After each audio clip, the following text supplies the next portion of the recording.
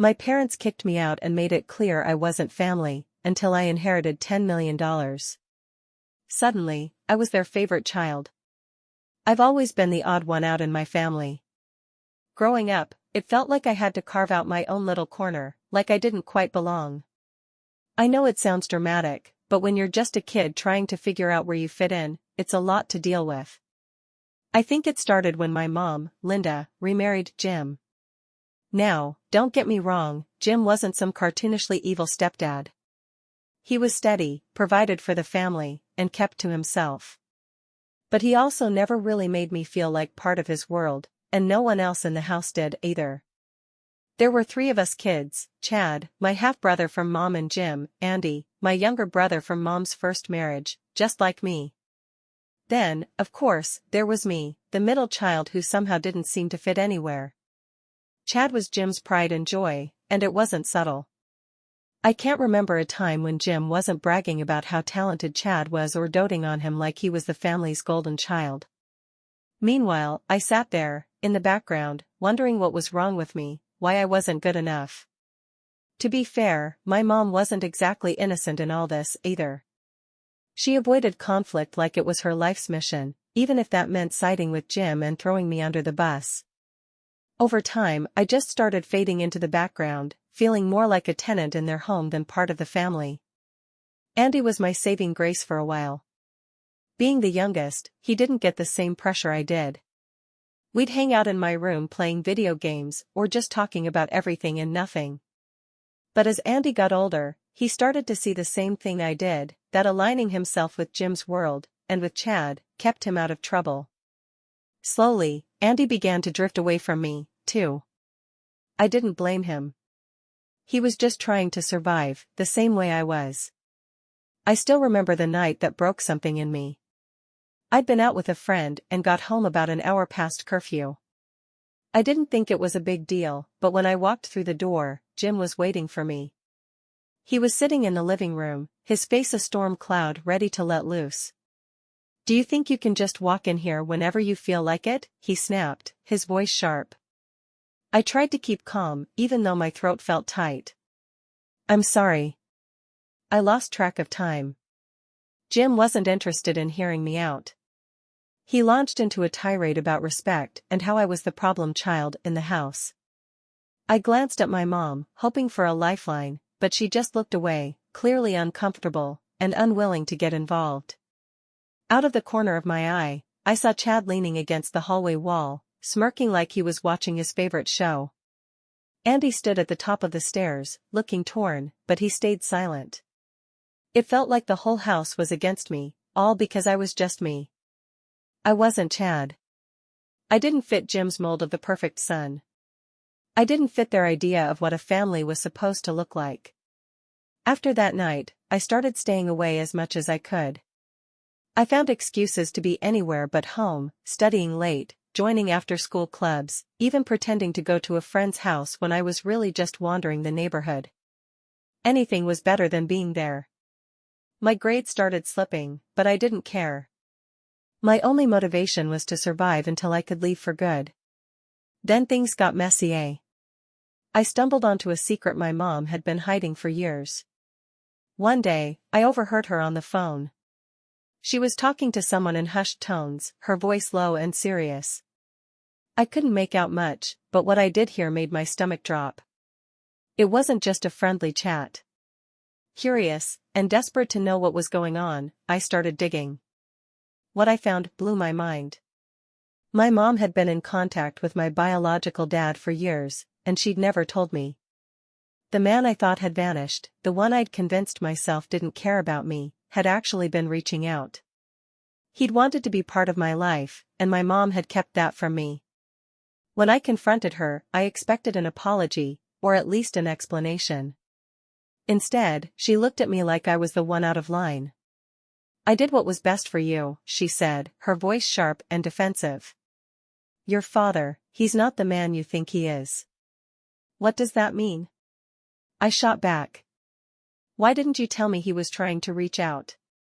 She wouldn't answer me.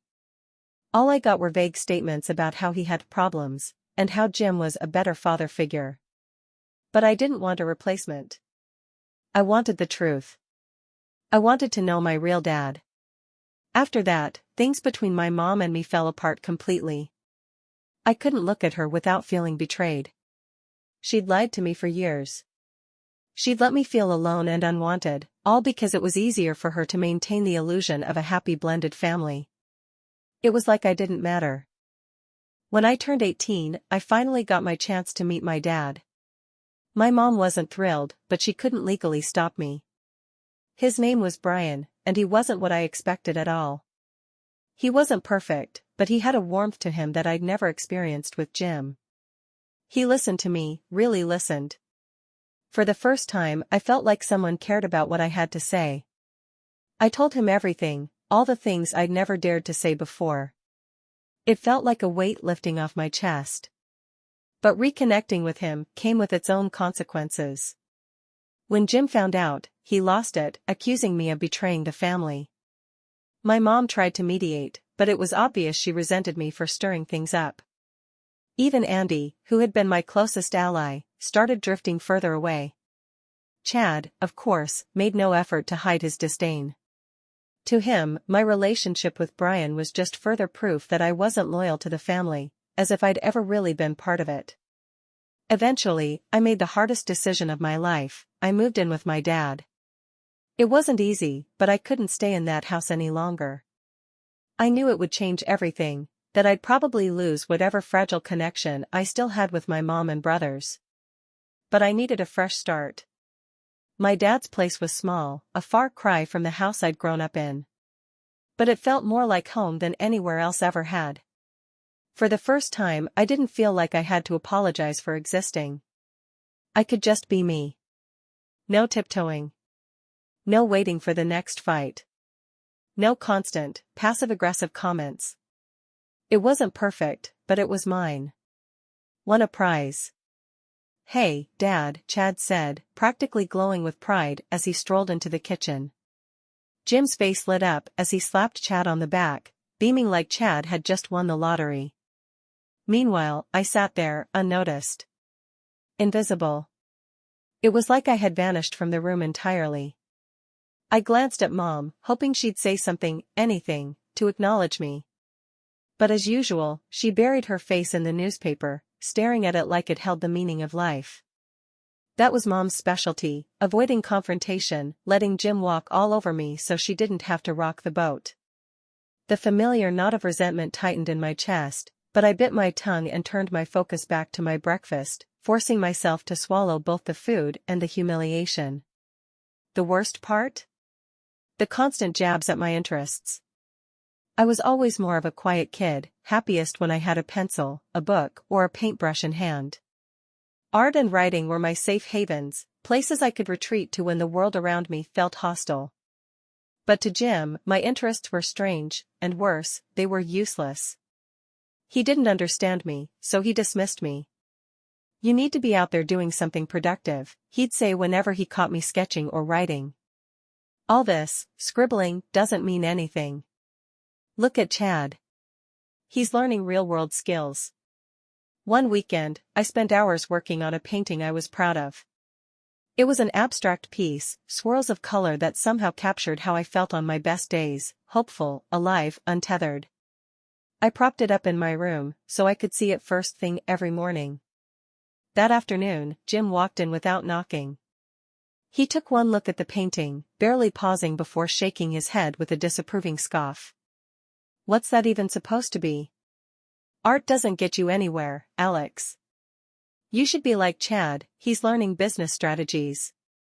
Focus on something that actually has a future." Mom passed by in the hallway just then.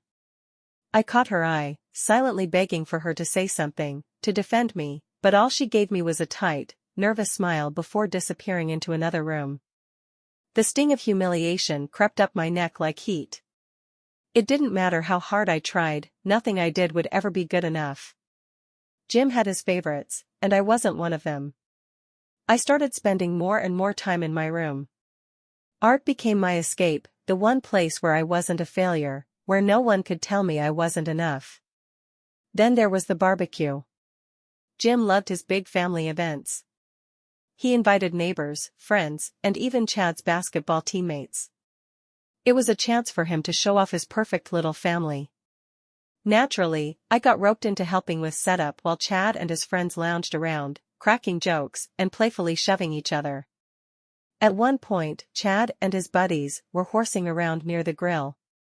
I had just set out a tray of burgers when one of them bumped into the table, sending the platter crashing to the ground. Jim stormed over to check on the commotion. One look at the mess, and his anger snapped onto me like a spotlight. "Alex, can't you do anything right?" he spat, his voice sharp enough to cut. "You're supposed to be helping, not making things worse." "It wasn't me, it was Chad and his friends," I tried to explain, my voice barely audible over the noise of the gathering. Jim didn't care. He muttered something about responsibility and reliability, dismissing my words like they didn't matter. Mom was right there, standing close enough to hear everything, but she just smiled nervously at the guests and carried on like nothing happened. Like I wasn't being humiliated in front of a yard full of people. That was the moment I knew, I was completely alone in that house. Jim's disdain only grew worse as time went on. One evening, after Chad scored top marks on his finals, Jim threw him a little celebration. He presented Chad with a brand new watch, complete with a proud speech about hard work and dedication. I sat there clapping half-heartedly, feeling more like an outsider than ever. Jim caught my eye as he finished his speech, and for a moment, his expression was smug, like he knew exactly how I felt. Like he was enjoying it. The breaking point came during a family vacation. Jim had rented a cabin by the lake, and it was supposed to be a bonding experience. What it turned into was just another opportunity for Jim and Chad to play sports, go fishing, and take endless photos together. Meanwhile, I was left to babysit Lacey, who wanted nothing to do with me. One night, we were sitting around the fire pit, and Jim started telling stories about Chad's accomplishments, every trophy, every medal. When he got to me, he just shrugged. "And Alex, well, he has his own way of doing things," Jim said, chuckling under his breath. The whole family laughed along with him. Even Mom. Even Mom. She gave me that same apologetic smile, as if that was supposed to make it better. I felt like the ground had been ripped out from under me. It was in that moment I knew I couldn't keep doing this. I couldn't keep living in a house where I was treated like I didn't exist, where my own mother wouldn't stand up for me. I started saving up money wherever I could. I worked odd jobs, hoarded whatever I earned, and planned my escape. It didn't matter where I went, anywhere would be better than this. One night, as I was sitting in my room sketching, Lacey barged in without knocking. Her face was twisted with disdain. "Why are you always hiding in here?" she sneered. "You're so weird, Alex. No wonder Dad doesn't like you." I froze, my pencil hovering above the page. The anger bubbled up inside me, but I forced myself to stay calm. It wasn't her fault. Not really. She'd been raised to see me as the outsider, the family disappointment. But that was it. That was the moment I made up my mind. I wasn't going to let them define me anymore. I wasn't going to wait around for Mom to finally defend me, or for Jim to accept me. I was done. Leaving home wasn't a choice anymore. It was a necessity. After graduating high school, I was convinced that my only way forward was to carve out a life of my own. Jim told me I was making a mistake, that I'd come crawling back when the real world chewed me up and spit me out. But I didn't care. I'd been saving every penny from my part-time job, and by August, I'd found a tiny apartment downtown. It wasn't glamorous, just an old brick building with creaky stairs and an elevator that looked like it was ready to fail, but it was mine. That August morning, with my bags packed in the back of my car, I left. The drive felt surreal. I was free, but I could still hear Jim's voice echoing in my head, planting doubts that I tried to push away. When I opened the door to my apartment for the first time, I let out a shaky breath. It was small, a single room with a kitchenette and a narrow bathroom, but it was a palace to me. It was mine. For the first time, I didn't have to answer to anyone. I could just be myself. And for the first time in a long time, I felt like I could breathe. The whirlwind of adjusting to my new life hit me harder than I expected. I quickly realized I'd taken so many things for granted back home. Laundry, grocery shopping, even something as mundane as setting up utilities, it all felt like uncharted territory. I spent hours hunched over a notebook, breaking down my expenses and trying to stretch every dollar, but despite my best efforts, I always seemed to come up short. The money I thought would last me a few months vanished within weeks. Independence lost its charm pretty quickly when I was working non-stop just to make ends meet. I picked up as many shifts as I could at the cafe down the street, leaving the apartment before sunrise and getting back late at night. Most nights, I was too exhausted to think, and yet, I couldn't sleep. Worry gnawed at me, about rent, bills, and whether I could keep it all together. Just when I thought I was managing, even if just barely, life decided to throw me another curveball. It was a chilly October evening when my phone buzzed with a message from Chad. I hadn't spoken to him in months, so his name alone caught me off guard. The text was short and uncharacteristically formal. Alex. Dad's in the hospital. Might be serious. You should come by. Chad wasn't one for pleasantries, so if he was reaching out, I knew things must be bad. The hospital felt surreal, its sterile hallways amplifying the knot of anxiety in my chest. When I finally stepped into Jim's room, I almost didn't recognize him. He looked smaller somehow, weaker. His pride, though, was still intact, sharp and unyielding even from a hospital bed. Chad was sitting next to him, quiet but attentive, while Andy leaned casually against the wall. Neither of them had changed much. Andy still carried himself like the golden boy, and Chad still wore that smug indifference like armor. Jim turned his head toward me, his gaze lingering like he was sizing me up. Didn't think you'd actually show up, he said, his voice rough and jagged. Chad said it was serious, I replied quietly. So here I am. Jim's expression softened, slightly. Well. I appreciate the effort, he muttered, though it was hard to tell if he meant it or not. The days that followed blurred together. I started visiting regularly, out of some mixture of obligation and expectation. Chad and Andy were always there, almost in shifts, as though they were competing for the title of best son. Andy rarely spoke to me, though he'd give me these calculating looks, like he was trying to figure out why I bothered showing up at all. Chad, on the other hand, stuck to curt nods and awkward silences. One afternoon, I found both of them waiting for me in the hospital lobby. The air between us felt heavy, like they'd been discussing something I wasn't supposed to hear. Chad cleared his throat and finally looked at me. Listen, Alex. There's something you should know, he said.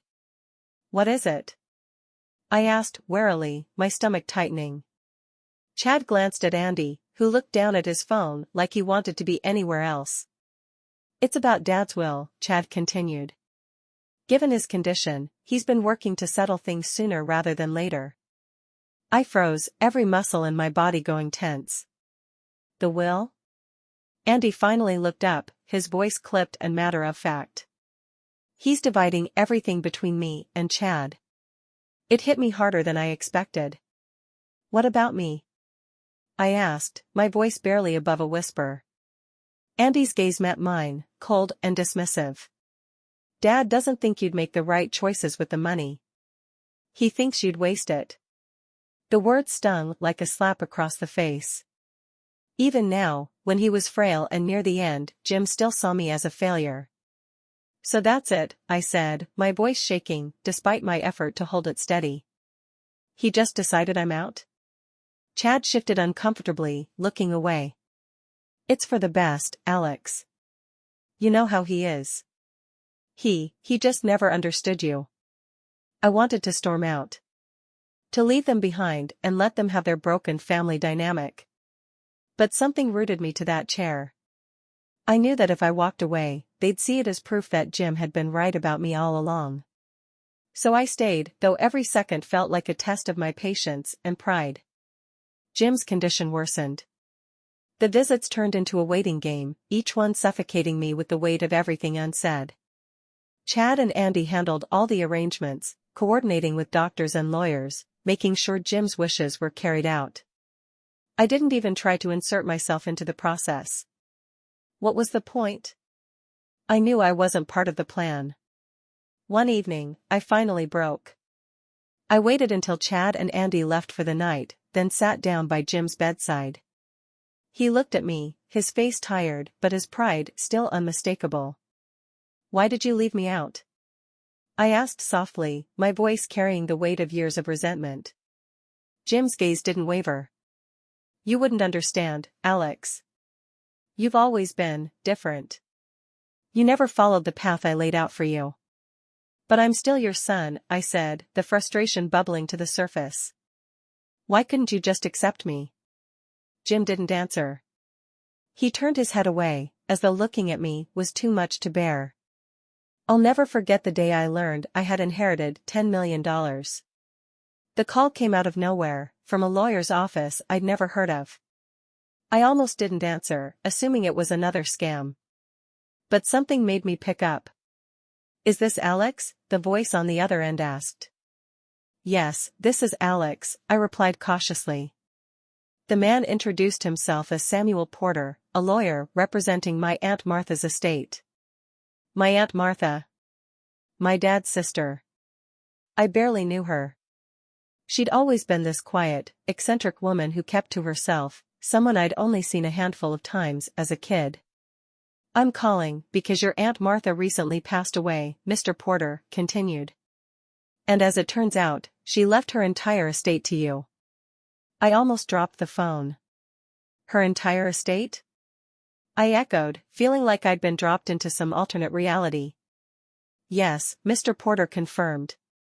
"It's valued at approximately $10 million. The words didn't feel real. Me? The unwanted, invisible kid who'd been pushed out of his own family? I could barely process it. Why me?" I finally managed to ask. "I understand this might be overwhelming," Mr. Porter said gently. "There are details to go over, and I'd like to meet with you in person to explain the terms of the inheritance." We set up a meeting, and when I hung up, I just sat there, staring at the wall. My entire life, I'd been made to feel small, like I was never good enough, like I'd never amount to anything. And now, out of nowhere, here was my chance to prove them all wrong. But mixed in with the shock and excitement was something else, guilt. Why me? Aunt Martha had other nieces and nephews. People who'd been part of her life. Why had she chosen me? The day of the meeting arrived, and I walked into the lawyer's office still feeling half-dazed, like I was waiting to wake up from a dream. Mr. Porter was polished and professional, his smile calm and reassuring as he gestured for me to sit. "Let's get started," he said, pulling out a stack of papers. I took a deep breath, ready to hear everything, and still trying to understand why it had all come to me. His office was calm and polished, but I could barely focus as Mr. Porter explained the details of the inheritance.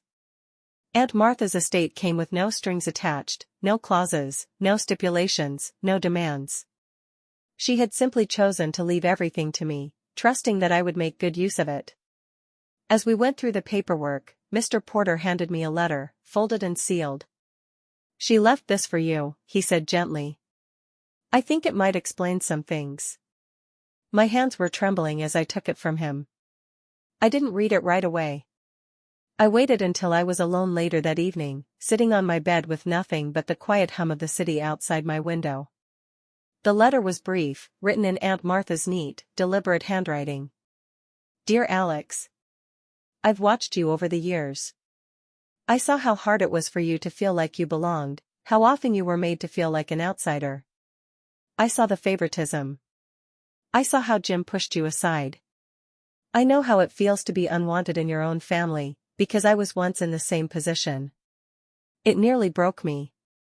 You deserved better than what you got, Alex. This inheritance is my way of giving you a chance, the chance I never had. Use it to build a life you're proud of. You are worth so much more than they ever gave you credit for. With love, Aunt Martha." Tears stung my eyes as I read those words.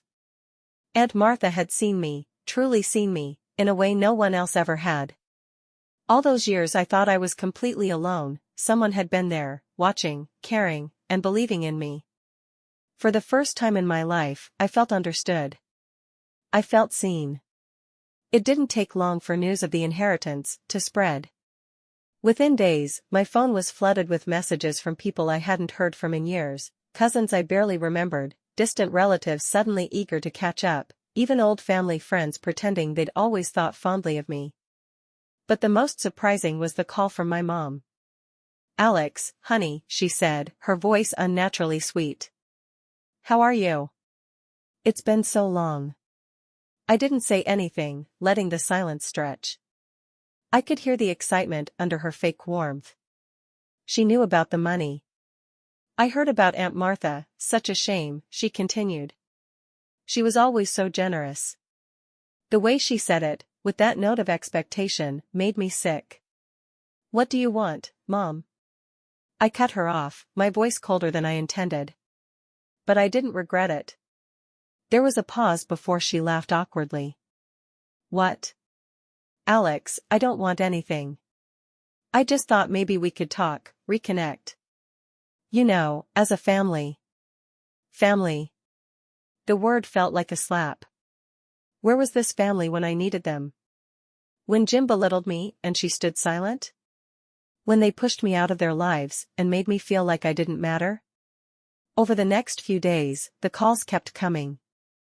Jim left a clipped, emotionless voicemail about bygones being bygones. Chad sent a text claiming he wanted to clear the air. I deleted them all without responding. Andy, though, my younger brother, was different.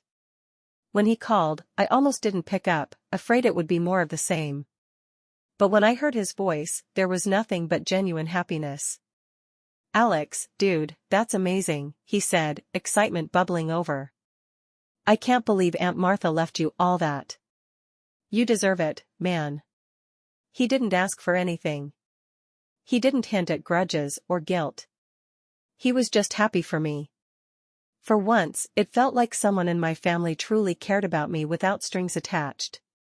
With the inheritance, I finally had the freedom to start fresh. I bought a small place in a city far enough from my family to give me space, but close enough to feel grounded. It was quiet, peaceful, mine. I invested in an art studio, something I'd always dreamed about but never thought possible. For the first time, I was building a life of my own. But the calls didn't stop. Mom tried guilt-tripping me, reminiscing about my teenage years and how she'd done her best to raise me. Even Lacey reached out, claiming she'd always admired me, as if we hadn't spent our childhoods on opposite sides of the battlefield. It was clear what they wanted, my money. To them, I wasn't a person, I was a golden ticket.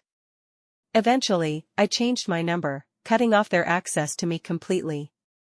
I didn't owe them anything, not my time, not my money, not even an explanation.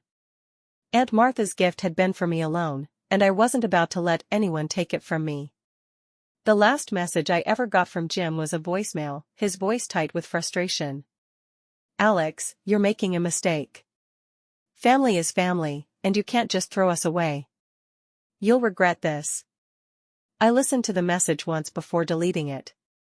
Family wasn't about blood, it was about loyalty, love, and respect. All things they had never given me. For the first time, I felt free. I hired a financial advisor, a quiet, sharp-minded woman named Sarah who patiently guided me through investments and savings. With her help, I began building a future I could be proud of. I invested in things that mattered to me, a local art studio for struggling artists, a scholarship fund for kids from troubled backgrounds, and even a couple of small businesses run by friends who'd supported me without expecting anything in return. Every time I walked into my art studio, the light streaming through the windows and the smell of fresh paint filling the air, I thought of Aunt Martha. I thought of her letter, her belief in me when no one else had cared to look. Her gift wasn't just about the money. It was about freedom. Freedom to live on my own terms, to prove that I was worth something, to build a life I was proud of. And that's exactly what I was going to do.